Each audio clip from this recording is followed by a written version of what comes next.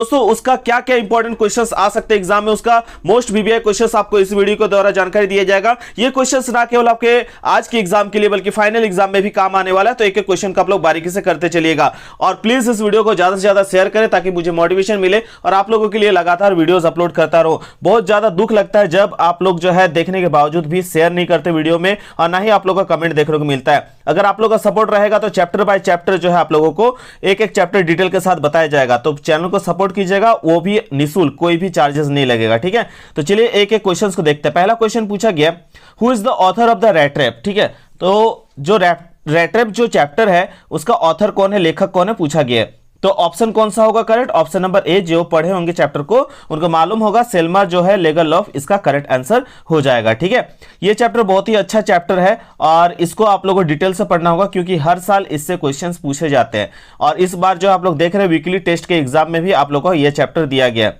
अगला क्वेश्चन दोस्तों देख सकते हैं क्या पूछा गया है, who used to make rat trap. तो कौन रेट रैप मेक करते हैं? तो यहां पे आपका करेक्ट आंसर हो जाएगा क्वेश्चन नंबर 2 का ऑप्शन नंबर डी, जो पैडलर है वो रेट रैप बनाने का काम करते हैं। ठीक है, चलिए नेक्स्ट क्वेश्चन की ओर चलते हैं। क्या पूछा गया, when does the iron master realise his mistake. Iron master को कब रियलाइज होता है उनका मिस्टेक का? तो यहां पे करेक्ट आंसर कौन सा होना चाहिए? ऑप्शन नंबर सी जो होगा करेक्ट हो जाएगा, when the peddler changes close and clean his face. ठीक है, उनका जो है पूरा जो मिस्टेक था वो क्लियर हो जाता है जब पैडलर क्या करते हैं, वो क्लोथ को चेंज करते हैं और अपना फेस को साफ करते हैं। ठीक है, ऑप्शन नंबर सी यहाँ पे करेक्ट हो जाएगा। नेक्स्ट क्वेश्चन क्या पूछा गया है, what does the metaphor rat trap in the lesson signify. ठीक है, तो यहाँ पे जो करेक्ट आंसर हो जाएगा आपका क्वेश्चन नंबर 4 का, क्वेश्चन नंबर 4 का होना चाहिए आपका option number D, human grid and distraction. ठीक है, इंसान का लोभ के बारे में बताया जा रहा है। इस चैप्टर में पढ़िएगा तो बताया जा रहा है इंसान अपने लोभ के कारण कैसे पिंजरे में जो है फंसते हुए चला जा रहा है। ठीक है, तो यहाँ पे जो है मेटाफोर का यूज किया गया है ह्यूमन ग्रीड्स, इंसान का लोभ और उसका डिस्ट्रैक्शन को लेकर के। ठीक है, तो ऑप्शन नंबर डी यहाँ पे करेक्ट होना चाहिए। इसके बाद दोस्तों क्वेश्चन नंबर 5 देख सकते हैं, ये जो चैप्टर देख रहे हैं इंडिगो चैप्टर्स दिया गया चैप्टर नंबर 5। ठीक है, और पूछा गया इसके लेखक का नाम क्या है। तो इसके लेखक का नाम जो है क्वेश्चन नंबर 5 का ऑप्शन नंबर ए जो होगा करेक्ट आंसर हो जाएगा, लुईस फिशर। तो दोस्तों याद रखें कि इंडिगो जो है आप लोग इतिहास विषय में पढ़े हुए हैं, ये है नील की खेती के बारे में। तो आप ब्रिटिशर्स जब थे, अंग्रेज जब थे, वो भारतीयों के क्या जबरदस्ती जो है नील की खेती करवाते थे और भारतीय नील की खेती नहीं करना चाहते थे क्योंकि जिस खेत पे ये काम किया जाता था वो खेत क्या हो जाता था, बंजर हो जाता था। और नील की खेती किस लिए की जाती थी? सफेद कपड़ों को रंग करने के लिए। ठीक है, तो याद रखिएगा इसके लिए क्या होता है, एक किसान नेता थे, फार्मर लीडर थे जिनका नाम था राजकुमार शुक्ला, वो जाते हैं महात्मा गांधी के पास। ठीक है, किस लिए? कि नील की खेती को जो है जो दिक्कत आ रही है उन्हें वो सॉल्व करने के लिए। तो महात्मा गांधी इन पर क्या करते हैं, चंपारण आंदोलन भी करते हैं। ठीक है, तो आप लोग पढ़े होंगे कि चंपारण आंदोलन कब लड़ा गया था और किनके जो है लीडरशिप में ये काम हुआ था। ठीक है, तो ये जो है इनके ऑथर का नाम पूछा है, तो याद रखिएगा इसका नाम क्या है, लुईस फिशर। चलिए आगे देख लेते हैं। देखिए अगला ही क्वेश्चन यहाँ पे पूछ दिया चंपारण के बारे में। ठीक है, तो वेयर वाज चंपारण। तो चंपारण कहाँ है? A district of Bihar in British India. ठीक है, एक डिस्ट्रिक्ट जो है बिहार का है, ब्रिटिश काल के समय में जब था तो यहाँ पे चंपारण मूवमेंट चला था। कहाँ?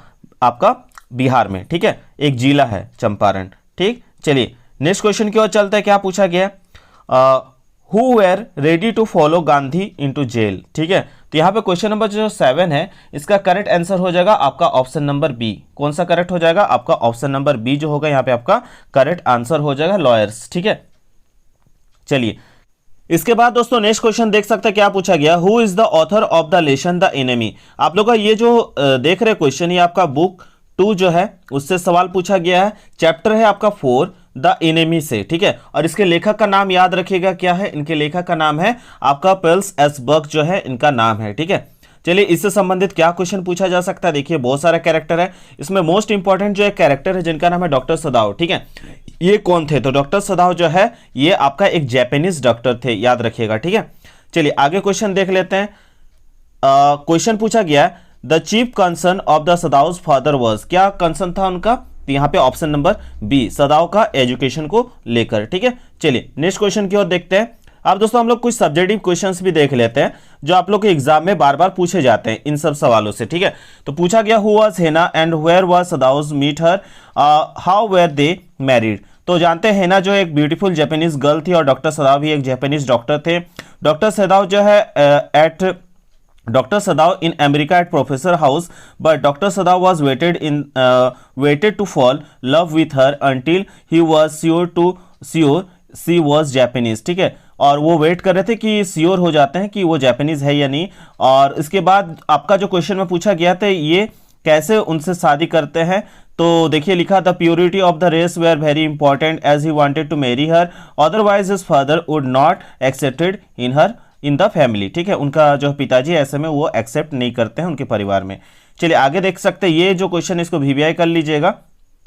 ठीक है, कम समय है इसलिए आप लोगों को ज़्यादा डिटेल से नहीं बता रहे, लेकिन एक एक चीज़ को बारीकी से डिटेल के साथ बताया जाएगा आगे। ठीक है, देखते हैं क्या क्वेश्चन पूछा गया। क्वेश्चन नंबर 12 में, हु वाज सदाओ हुक्की, इनका पूरा नाम था सदाओ हुक्की, और ये कहाँ रहते हैं, तो Sadao Hoki was a famous established Japanese doctor थे, मैंने ऑलरेडी बताया। He had gone to America for learning surgery and medicine, क्या सीखने के लिए गए थे, सर्जरी और मेडिसिन सीखने के लिए।